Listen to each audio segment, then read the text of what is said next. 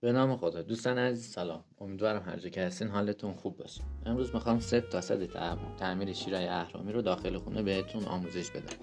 لطفا تا آخر ویدیو همراه من باشید. ببینید دوستان، یه توضیح خیلی مختصر بدم. عمدتا شیرایی که ما استفاده میکنیم داخل منازل، حموم، آشپزخونه یا حتی محل کار، یا شیرای مغزیدار یا شیرای اهرامی که تو ویدیوهای بعدی تعمیر کامل مدل مغزیدار رو بهتون آموزش میدم.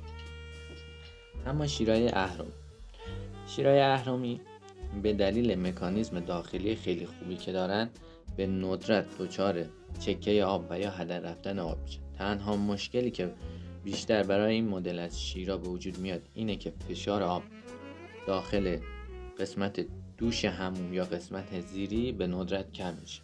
حالا چرا این اتفاق میفته؟ ببینید داخل این شیرا 2 تا توری هست.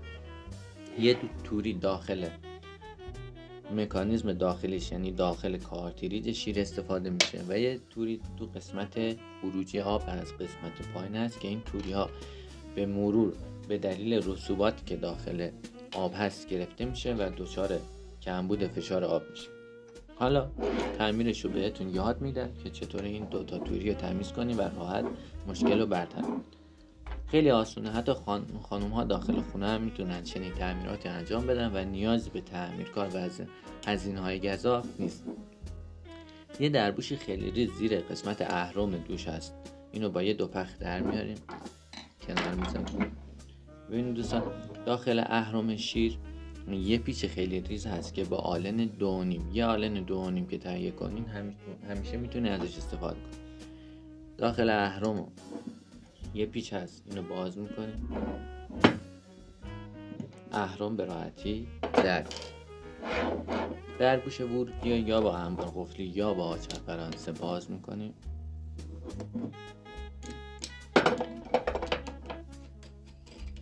دوستان اصلا نگران خرابی قطعات داخل شیر نباشین، چون داخل بازار به صورت تکی میتونین تهیه کنین و اونا رو تعمیر یا عوض کنین. دربوش ورودی رو وا میکنیم،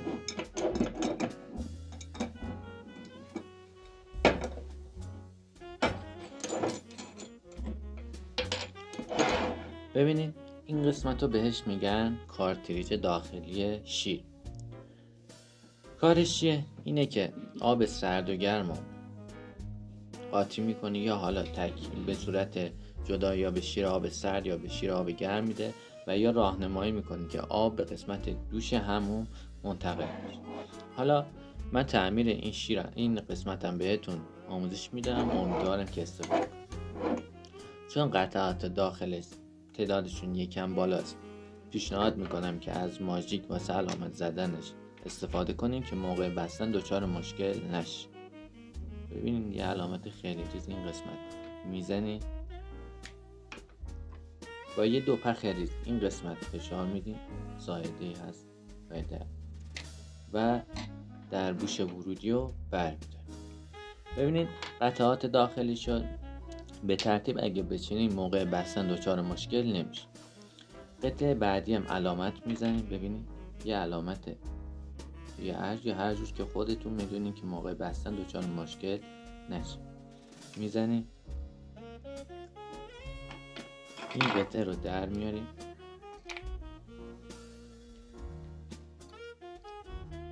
کنار میذاریم، میرسیم به قطعه توری کارتریج، اینو در میاریم. ببینید دوستان این قطعه هم کاملا جدا میشه از هم و میتونید توری رو به راحتی با فشار آب یا با فشار باد تمیز کنید و دوباره جا بزنید. ببینید حالا این توری سالمه، رسوب نداره. ببینید شکل توری بعد از مدت ها استفاده هم زرد میشه، هم قسمت های داخلش دچار رسوب میشه و باعث میشه فشار آب کم میشه. ته قسمت کارتریج ببینید این دستگیره است. حالا اگه موقع باز کردن دستگیره رو در نیارین خیلی بهتره، چون موقع بستن شاید دچار مشکل بشه. دسته رو جا میزنیم. دوستان دقت کنین کفشو ببینید باید همین شکلی باشه. قسمت زیرین تورین ببینید یه زائده خیلی کوچیک داره که باید این قسمت قرار بگیره. ببینید دوستان این قسمت میذاریمش. چرا؟ چون اهرم باید تو قسمت ارزی شیر عقب و جلو بشه تا بتونه شیر کامل کار بکنه. این قسمت رو کار میزنیم. ببینید دوستان دقت کنید خیلی راحته، حتی نسبت به شکل توری که بیزی ماننده اگه جا بزنیم خیلی راحت. ولی یه وقتای پیش میاد که این قطعه با قطعه زیری میکس نمیشه. موقع میکس شدن شما رو اذیت میکنه. ببینید دوستان اینو در میاریم، این دو قطعه رو بیرون از کارتریج سوار میکنیم. خیلی راحت. یادتون نره گفتم که این قسمت باید داخل زائده کف کارتریج قرار بگیره که بتونه شیر تو قسمت ارز بازی کنه. ببینید این قسمت اینجا، ببینید وقتی که جا بیافته شیر راحت جا به جا میشه. قسمت بالایی ببینید ما علامت زدیم، خیلی راحت اینو جا میذاریم و دربوشو میبندید. نسبت به علامت هایی که زدین همه حتما دقت کنید، چون موقع بستن این قسمت ها متفاوته، چون متفاوته دچار مشکل میشید. واسه همین من بهتون گفتم که علامت بزنید. این قسمت رو جا میزنیم، خیلی راحت جا میزنیم. خب میریم واسه بستن کارتریج. ببینیم دوستان ته کارتریج 2 تا زائده وجود داره، همچنین ته شیر 2 تا قسمت گردی خالی وجود داره که این 2 تا زائده اونجا جا میافتن و اگه اینطوری نشه کارتریج بسته نمیشه. ببینید یه نیم دایره که به صورت ارزی به کارتریج بدین کارتریج بسته میشه سریع میشه. قسمت بالایی رو میبندیم.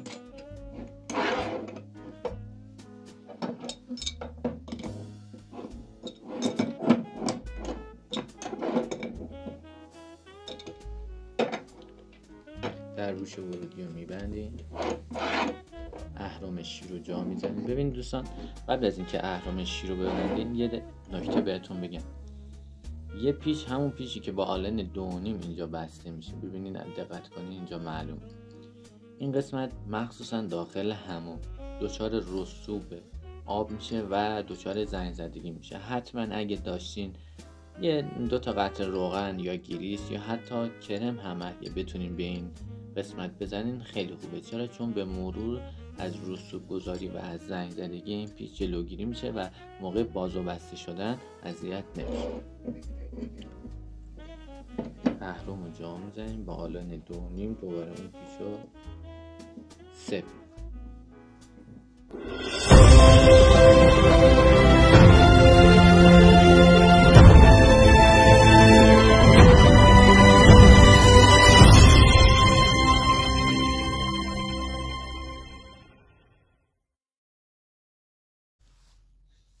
خب دوستان عزیز ببینید دلیل بعدی که باعث میشه فشار آب داخل این مدل شیر کم بشه وجود توری که در زیر شیر وجود داره.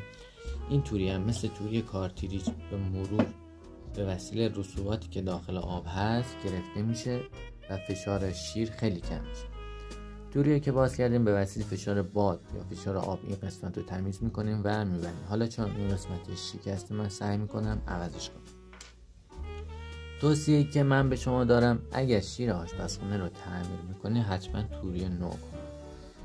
چرا؟ چون ما از آب خروجی شیر آشپزخونه برای مصرف خوردن استفاده میکنیم و هر چی توری نوتر باشه باعث میشه که رسوب کمتری به داخل آب بره و باعث میشه که کمتر دچار سنگ کلیه بشیم. توری رو میبندیم و تمام. مشکل بعدی که این چنین شیرایی داره و به وجود میاد اینه که موقعی که ما اهرم رو سمت بالا میکشیم تا از قسمت دوش حمام استفاده کنیم مقدار زیادی از آب از این قسمت به هدر میره. برای تعمیر کردنش اهرم بالایی رو باز میکنیم با آلن 12 از قسمت زیر شیر. ببینید اگه آلن 12 نداشتیم مشکل نداریم. با آچار فرانسه از قسمت بالایی شیر بازش میکنیم دوستان. ببینید خیلی آروم و آهسته این قسمت ها در. ببینید دوستان، دلیلی که باعث میشه بیشتر آب از قسمت زیر دوش به هدر میره اینه که این اورنگی های مشکی، ببینید دوستان نالهشو در میاره، ببینید این اورنگی ها به مرور زمان به دلیل سردی و گرمی آب از بین میرن و باعث میشه که موقعی که میخواین از قسمت دوش حموم استفاده کنید بیشتر آب از زیر شیر به هدر. باید این اورنگی ها رو عوض کنید. ولی خب داخل خود این قسمت هم یه اورنگی خیلی ریزی وجود داره. ببینید الان همین قسمت که میاد بالا این قسمت رو دقت کنید. ببینید دوستان وقتی میکشیم بالا یه اورنگی مشکی وجود داره.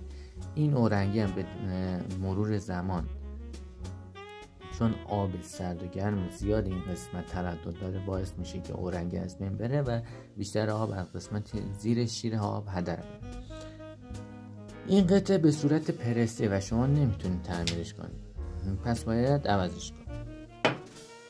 من قطعهش رو خریدم. ببینید دوستان خیلی راحت قطعه رو جا میزنید و میبندید. اگه حال نداشتیم با هم آچار فرانسه که قسمت بالا رو باز کردیم پایینم سفت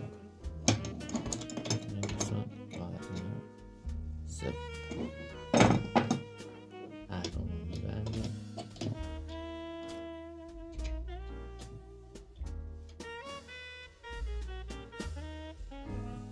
و تمام. مشکل بعدی که واسه این مدل شیرا به وجود میاد، ببینیم شاید برات اتفاق بیفته که از این قسمت شیر به مرور آب هدر بره یا چکه کنه. برای این تعمیر این قسمت ببینید این یه اورنگی این زیر وجود داره. این اورنگی به مرور به دلیل همون رسوبات و همون وجود آب داخل شیر اورنگی لاغر میشه و از بین میره و باعث میشه که این قسمت چکه کنه و هدر رفته آب داشته باشه. اورنگی عوض میکنیم و میبندیم. امیدوارم که از این آموزش خوشتون بیاد. لطفاً ویدیوهای بعدی منو همراه باشین. مطمئنم که به این تعمیرات نیاز دارید.